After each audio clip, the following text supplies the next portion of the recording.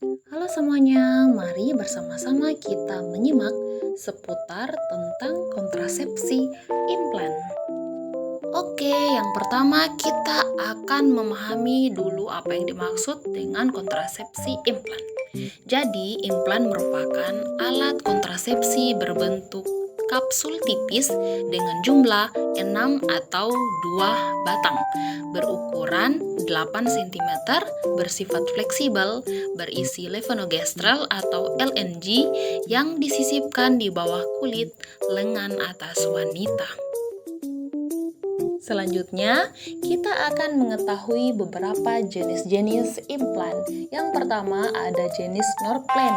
Norplan terdiri dari 6 batang silastik halus berongga dengan diameter 2,4 mm dengan panjang 3,4 mm yang berisi 3,6 mg levonorgestrel dan lama kerjanya yaitu 5 tahun. Kemudian ada jenis implanon, terdiri dari satu batang putih lentur dengan diameter 2 mm dengan panjang sekitar 40 mm yang berisi 68 mg 3 ketodesogestrel dengan lama kerja 3 tahun. Dan yang terakhir ada jenis Jedena atau Indoplan yang terdiri dari 2 batang berisi 75 mg levonorgestrel dengan lama kerja 3 tahun. Oke, selanjutnya kita akan mengenal faktor-faktor yang mempengaruhi penggunaan kontrasepsi implan. Ada beberapa faktor. Yang pertama, usia. Yang kedua, pekerjaan. Yang ketiga, pengetahuan. Selanjutnya, pendidikan, lingkungan, serta dukungan suami. Adapun beberapa cara kerja dari kontrasepsi implan. Yang pertama yaitu mengentalkan lendir serviks. Kemudian yang kedua mengganggu proses pembentukan endometrium sehingga implan sulit terjadi. Kemudian yang ketiga mengurangi transportasi sperma. Dan yang keempat menekan ovulasi. Selanjutnya ada banyak keuntungan dari penggunaan kontrasepsi implan. Di antaranya yaitu implan memiliki daya guna yang tinggi, kemudian dapat memberikan perlindungan jangka panjang. Kemudian setelah pencabutan, tingkat kesuburan cepat kembali. Tidak memerlukan pemeriksaan dalam, tidak mengganggu aktivitas senggama, tidak mengganggu produksi ASI. Kemudian, klien hanya kembali jika mengalami keluhan saja dan dapat dilepas sesuai kebutuhan. Kemudian, mengurangi nyeri haid, mengurangi dan memperbaiki anemia, melindungi dari kejadian kanker endometrium, serta melindungi dari kejadian kelainan jinak payudara, melindungi diri dari beberapa penyebab penyakit radang panggul, dan menurunkan kejadian endometriosis. Setelah mengetahui banyak keuntungan kontrasepsi implan, implan sendiri memiliki keterbatasan. Yang pertama yaitu adanya perubahan pola menstruasi tidak teratur atau disebut spotting. Kemudian menstruasi yang lebih banyak atau hipermenorea, atau tidak haid sama sekali atau biasa disebut dengan amenorea. Yang kedua, perubahan berat badan yang dipengaruhi oleh hormon. Yang ketiga, kemungkinan mengalami mual dan perubahan suasana hati akibat respon tubuh terhadap penggunaan kontrasepsi. Yang keempat, membutuhkan tindakan pembedahan minor atau pembedahan kecil dalam proses pemasangan maupun pencabutannya.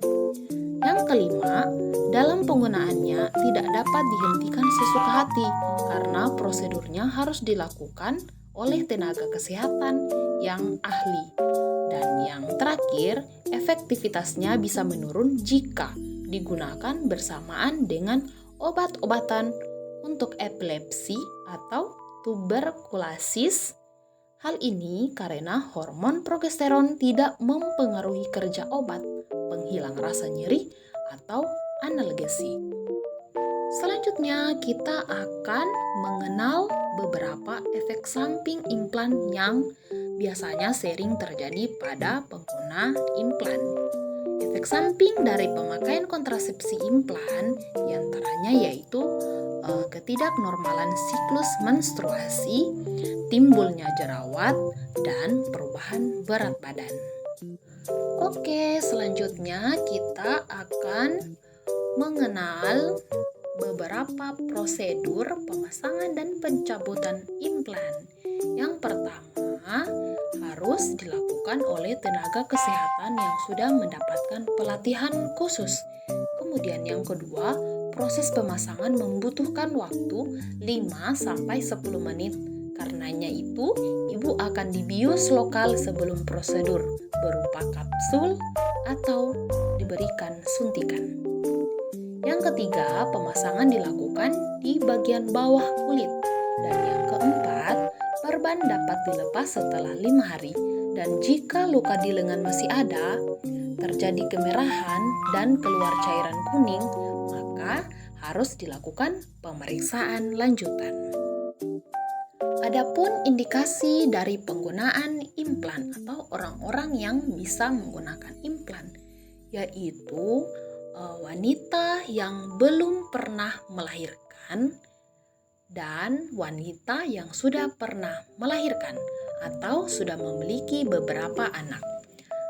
Selanjutnya, wanita yang memiliki riwayat hipertensi selama hamil dan wanita yang memiliki tekanan darah tinggi dengan sistolik 140-160 dan diastolik 90-100. Kemudian, wanita dengan riwayat atau operasi panggul, serta wanita yang memiliki risiko tinggi terkena HIV. Setelah mengetahui indikasi implan, selanjutnya kita akan mengenal kontraindikasi implan atau orang-orang yang tidak diperbolehkan menggunakan kontrasepsi implan. Di antaranya yaitu wanita hamil atau diduga hamil, kemudian wanita dengan perdarahan pervaginam yang belum diketahui penyebabnya, kemudian wanita yang memiliki riwayat atau benjolan payudara, dan wanita yang tidak menerima perubahan pola haid, memiliki mioma uterus, serta memiliki gangguan toleransi glukosa atau memiliki penyakit diabetes. Oke, sekian dan terima kasih. Semoga materi terkait implan ini bisa menambah wawasan serta pengetahuan Anda. Sampai jumpa di video selanjutnya.